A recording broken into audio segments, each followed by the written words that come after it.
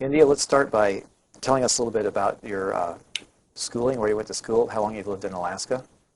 Well, I lived in Alaska my entire life. I was born in Juneau, and I went to school in Anchorage, and then after graduating, I went to the University of Alaska Fairbanks, where I got a degree in history, a BA degree. And right after that, I went down to the University of California, Berkeley, and got my Master's of Library and Information Studies. And that degree brought me back to Juneau, where I went to work for the Alaska State Library, and I worked as photographs librarian at the historical collections. And after 11 years of that job, I decided to go back to school once again, and I got an MA in Museum Studies at the University College London, in London, England. So how do you get involved in this project about the Alaska flag? Did that have anything to do with your museum studies work? Well, what I did was I knew about the original entries from the design contest in 1927 before I went back to school, and I had talked to several people, including Bruce Cotto at the Alaska State Museum, about how interesting these flag design entries were and how little we knew about them. And then when I went back to school and came to return to Juneau, I was approached by Bruce Cotto, who asked me if I would serve as guest curator for this project. So how did you go about getting started on this project once he'd asked you about it? Well, I started by looking at the scope of the project, what it is I wanted to do, and part of that was deciding my theme and how I wanted to approach the overall story, not just of the flag or Benny Benson, but the story of Alaska and the symbol of the flag and what it meant to Alaska going from a district to a territory and eventually the long struggle to statehood. And how long has this project taken you so far? It's taken so far about a year, and by the end of the project, we think it'll be about a year and a half total. You used a lot of different sources of information in developing the catalog and the exhibit. How do you know what to use, and what kind of resources were you able to use at the State Museum? Well, it was interesting to try and pick out the resources I wanted. First of all, I was in Juneau at the time, and a lot of the information I needed happened to be at the Alaska State Library Archives and Museums. And of course, I'd worked there, and I knew a lot about the historical collection, so I was able to pick out information from that part of the division.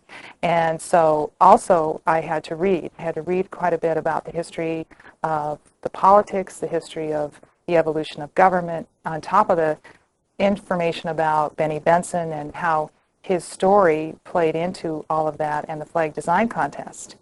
And after that, I was able to use the Alaska State Museum for more practical means. For example, the flag entries themselves did not have any work on them. They had no conservation work done on them prior to me coming into this project. And on the back of the entries, there was tape that covered up the names of all of the entrants. And we think that was probably because they wanted to keep that confidential during the contest. And so I was able to call upon the experts at the State Museum, and they helped me, in particular the conservator at the State Museum, helped me to take the labels off of the entries and uncover the names of these entrants as well as their ages and where they were from. And this is the first time they've been uncovered in almost 75 years.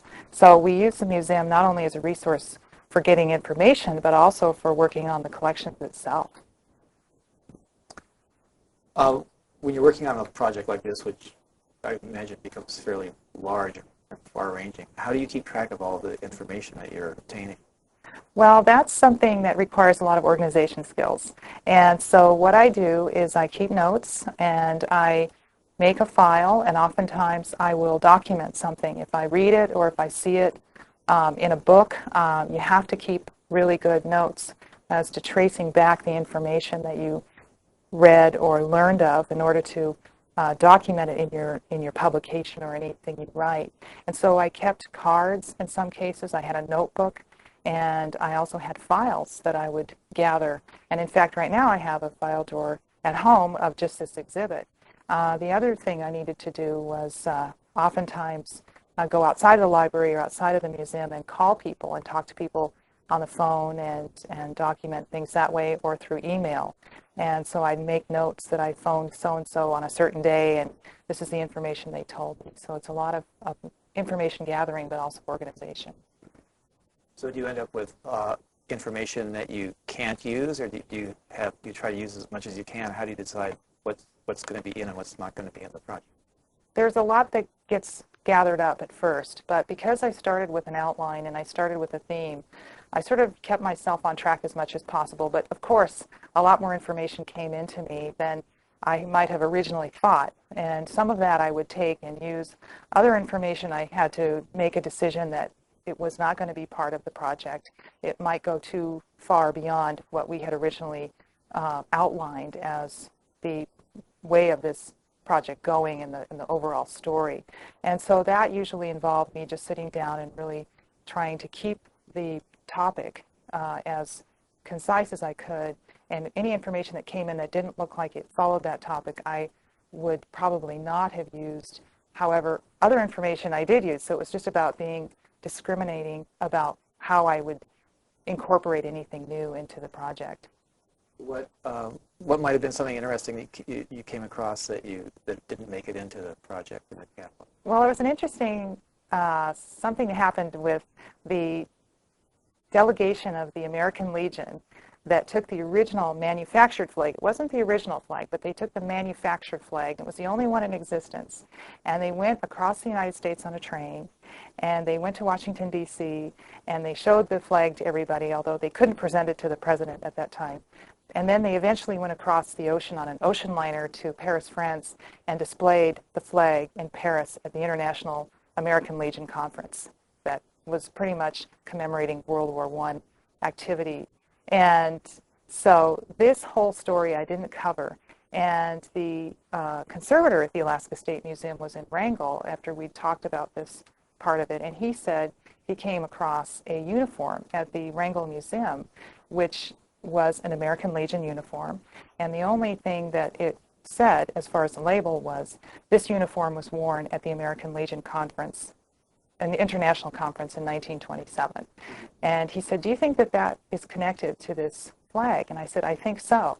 And so this didn't get added in, but it certainly was something that answered some questions about this uniform in Wrangell and how it certainly plays a part in the overall story of the flag. Were there any other things you came across in doing the research that surprised you or were sort of highlights of the process? Yeah, there was a lot of surprises when we took the labels off. We discovered names of kids that are pioneering families around the state, the Walshes out of Nome, the Savicos in Douglas. There were people out of Anchorage, Steve McCutcheon. There was Bob DeArmond, who's a historian, a noted historian. He was an entrant. All of these names that are still in existence today, and these kids entered this contest, and it was fun to watch that history come alive and just see how after 75 years these families still are here in Alaska and still a vibrant part of our Alaskan way of life. I think you had mentioned also that Vinnie had entered more than one entry.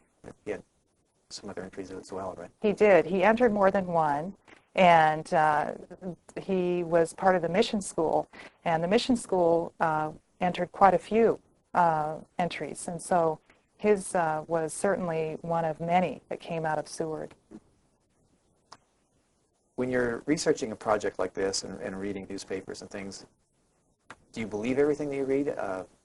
How do you know what information you can trust and what you can't trust? Well, a lot of times you have to go on good faith with what you read, but as you go along in your research, you start to piece things together. And if, again, you're staying within your own guidelines as to what you need, then you get a real good sense of the topic. And that's one of the reasons it's good to keep on track when you're doing research. And so you start to piece together a lot of the facts. And luckily the story, and like most stories, has a lot of interesting twists and turns. And so finding the information and making it accurate has been a bit of a challenge because some of the information, for example, that Vinnie was an orphan. Vinnie lived in a mission home, which most people might have called an orphanage. But he wasn't an orphan. He was motherless. His mother had died when he was a young boy. But his father, indeed, was a part of his life. In fact, his father paid most of his bills while he was in the mission home. So this is a sort of information that could be misconstrued. So I'm not sure it's about believing or not believing. It's more of just misinformation about Benny being an orphan, for example. And so it's about sorting those sorts of things out and getting a story that accurately portrays what happened during that time. And were there earlier publications that you looked at that you found maybe weren't as reliable as you thought they might be? Some of the publications out there are written for different audiences, and in some cases with children's books. There are a few out there, and they're certainly interesting, but I think to have a story like this one that brings out the official story about Benny Vincent and the design contest is really an important piece of our history, and I think it's a wonderful example of how we can come together with the facts and bring it out to the children or to the rest of the people, not just in Alaska but the rest of our country, and have a really good story that is based pretty much on the fact and on what actually did happen, rather than what might have been construed. And that some of the earlier publications, while they're very interesting, some of them don't cover all of the details of Benny's life and how important he really was in the history of our state and becoming a state, becoming in statehood. Can you tell us a little bit about the process you go through in developing a project like this? How much control do you have over it? And how many people, for instance, at the museum, what other kinds of people are involved in it? Well, the process really is, as a guest curator, you're pretty much self-driven. So for me, it was a matter of sitting down after I talked to Bruce and accepted the project and deciding what it is I wanted to do and how I wanted to present this topic. And for me, I wanted to be able to take a big picture sort of view in terms of how did Alaska start off right after we, as the United States, purchased this country and this area, and why the flag served as a symbol, and not just for our statehood, but as we moved along after becoming a district and then a territory, and the importance of getting independence and how the flag became a symbol of that independence. And originally we talked about just having an exhibit on the entries themselves at Benny Vincent, but as I looked at it and as I analyzed it at the beginning, the process was really keeping it with the theme and deciding that, yes, indeed, this is a bigger story, and then we can incorporate the flag and so forth into that story. After that was done, I wrote a script after my research and writing, and I presented that to Bruce Cotto at the State Museum, and he passed it around, and I kind of hoped that they would accept this because they pretty much let me go and do my research without a whole lot of conditions attached, and they liked it, and so I was pleased with that, and we were able to go from there and sort of an exchange after I gave them the script, and we went back and forth in terms of some of the editing and some of the factual information, and so the process has pretty much been self-driven, and then after I got the script done, I was able to do some exchange with the museum staff and the experts at the Department of Education. How does it feel as a writer to submit your work to a process where you have other people correcting it for you sometimes or suggesting changes? I actually don't mind that because in my case, I feel like it wasn't just, it was really a collaborative effort, and you're also being hired, essentially. You are somebody who works for them, and they are your client. So in this case, I felt like the work was, I was responsible for the work, but I certainly was going to be open to any thoughts or decisions that they made, and in this case, it was pretty much very like-minded decisions. Nobody in any of this process made me feel like I didn't have any say in a decision that was made. So that was a very positive experience for me. How did you go about selecting the pictures and the photographs and illustrations that are used in the catalog and in the exhibition? That was something I really enjoyed because as I was writing the project, I would, having worked in the photograph section at the Alaska State Library, I would think about visually how could I portray this, because again we have an exhibit going on as well. So I think, how am I going to portray this? How am I going to be able to show this visually? And so it was a fun piece of the project, but it was also challenging. So some of the earlier images in the catalog, for example, showing Governor Parks or Governor Kincaid or the signing of the treaty, those came primarily from the Alaska State Library. And the other images, which I found more challenging, were images of Benny Benson, particularly later in life when he was doing events and activities. And I had to go outside of Juneau, and so I went to the University of Alaska, and I checked the archives there, and then the Anchorage Museum of History and Art, and the Kodiak Historical Society, and the Anchorage Daily News. And I was able to come across and found some incredibly interesting photographs that way. And it was a wonderful way for me to bridge the writing with a visual. What skills or practices do you think a good researcher needs to carry out a project like this?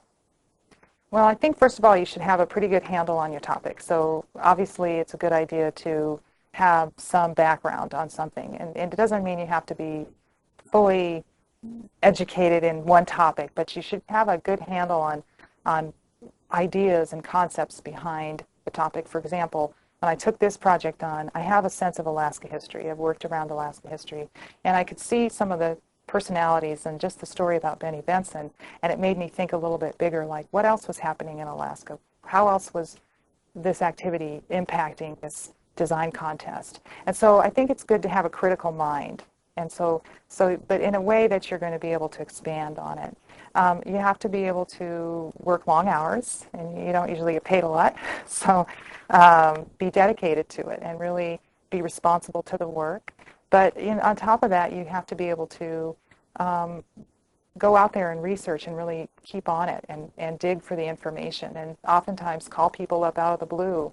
And I've done that on this project several times, and just explain what I'm doing and why this is important, and in a sense get people to cooperate, which most people have, but it's a lot of becoming pretty much outgoing and wanting to gather the information. And you have to be organized. You have to really know where you're going with this project, stay with your theme, and stay within the framework that you've constructed at the beginning.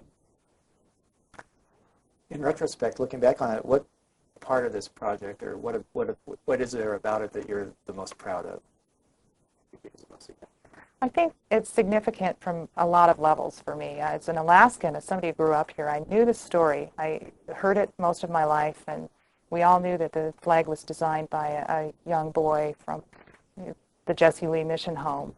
But I think for me, it's the pride of knowing that this flag exists, and that we have a really interesting and unique story about it, and that we have a song that has come out of that, and that brings a lot to this evolving state. And I think a lot of pride comes with the notion that a young boy from perhaps a background that was in a sense tragic could come up through the ranks and do something so incredible and really impact the evolution of our state, because the symbol of the flag is so important.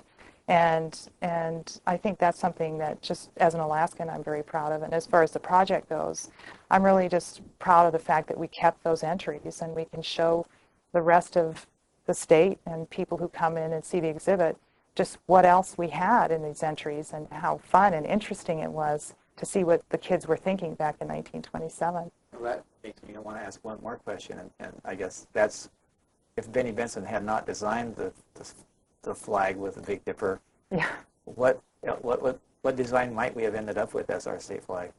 Do you have any ideas? That's an interesting question. We will never know, but most of the flag entries, about a third of them, included the territorial seal, which perhaps we would have had a territorial seal, the seal of the territory at the time. Other flag entries, most of them showed a polar bear, so maybe we would have had a polar bear. But we won't ever know, because we have what we need, and I think most people are very proud and happy with our flag as the constellation, the Big Dipper. Thank you, Andy. Thank you.